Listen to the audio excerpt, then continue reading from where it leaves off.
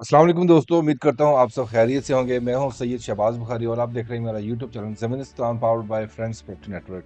आज की इस वीडियो में हम सिर्फ और सिर्फ लाहौर में मौजूद बहरिया टाउन लाहौर और बहरिया ऑर्चर्ड लाहौर की बात करेंगे, क्योंकि इस वक्त मार्केट में बहुत ज़्यादा पैनिक, खौफ और कन्फ्यूजन क्रिएट हो चुकी है। इस वक्त हुकूमत की तरफ से भी किसी हद तक प्रेशर आया हुआ है, जिसकी वजह से बहरिया टाउन लाहौर के रेजिडेंट्स थोड़े से खौफज़दा और गमज़दा नजर आ रहे हैं। लोगों ने अपनी पूरी मेहनत जो है वो लगाई, अपनी पूरी ज़िंदगी की कमाई लगाकर बहरिया टाउन लाहौर या बहरिया ऑर्चर्ड लाहौर में अपना घर, अपार्टमेंट या शॉप खरीदे थे। और जब अचानक नोटिसेस, न्यूज़ या अफवाहें सामने आती हैं, तो नेचुरली हर पाकिस्तानी घबरा जाता है। आपने पिछले कुछ टाइम में देखा होगा कि बहरिया टाउन की जो है इलेक्ट्रिसिटी भी कट कर दी गई, और फिर कुछ जगहों पे इलीगल कंस्ट्रक्शन के हवाले से भी नोटिसेस लगे। और ऐसी खबरें सुनकर हर वो बंदा डर जाता है जो अपने घर में सुकून और सिक्योरिटी महसूस कर रहा होता है। लेकिन यहाँ एक बात बहुत क्लियर और समझाना ज़रूरी है। अगर आप बहरिया टाउन लाहौर या बहरिया ऑर्चर्ड लाहौर के अंदर घर के ओनर हैं, अपार्टमेंट्स के ओनर हैं, शॉप या कमर्शियल यूनिट के ओनर हैं, तो आपकी प्रॉपर्टी को कोई नुकसान नहीं होने जा रहा। अगर बिल फर्ज फ्यूचर में कोई एडमिनिस्ट्रेशन चेंज हो भी जाती है, तो आमतौर पर एंड यूज़र की प्रॉपर्टी की वैल्यू कम नहीं होती, बल्कि अक्सर केसेस में वैल्यू और ज़्यादा स्ट्रॉन्ग हो जाती है।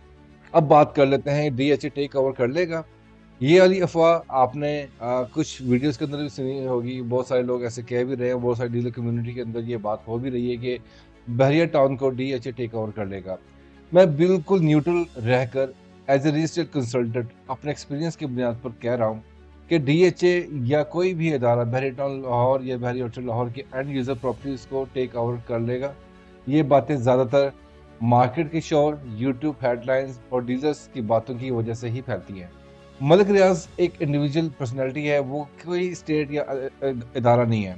ये जो बातें की जा रही हैं कि ये अल्फाज के फलाना इदारा वहाँ से फलां फोर्स आ जाएगी, उसको टेक ओवर कर लेगा और बहरी टाउन की प्रॉपर्टी जो है वो नीचे डाउन चली जाएगी और उसकी प्राइसेस कम हो जाएंगी। ये ज़्यादातर टोपी ड्रामा कहानियाँ जो है ये चल रही हैं, जिनकी ग्राउंड रियलिटी से कोई डायरेक्ट लिंक नहीं है। रिसेंटली लाहौर में जो है बहरी टाउन की इलेक्ट्रिसिटी के इश्यूज भी सामने आए। इसका सीधा सा रीज़न ये था कि अकाउंट फ्रीज होने की वजह से पेमेंट्स डिले हुई, जिसका असर रेजिडेंट्स पर पड़ा। लेकिन इसका मतलब ये बिल्कुल नहीं है कि रेजिडेंट्स की प्रॉपर्टी अनसेफ हो गई है। मेरी पर्सनल ओपिनियन ये है कि जो लोग ऑलरेडी बहरी टाउन लाहौर या बहरी ऑर्चर्ड लाहौर में रहते हैं, उन्हें बिल्कुल भी पैनिक करने की ज़रूरत नहीं है।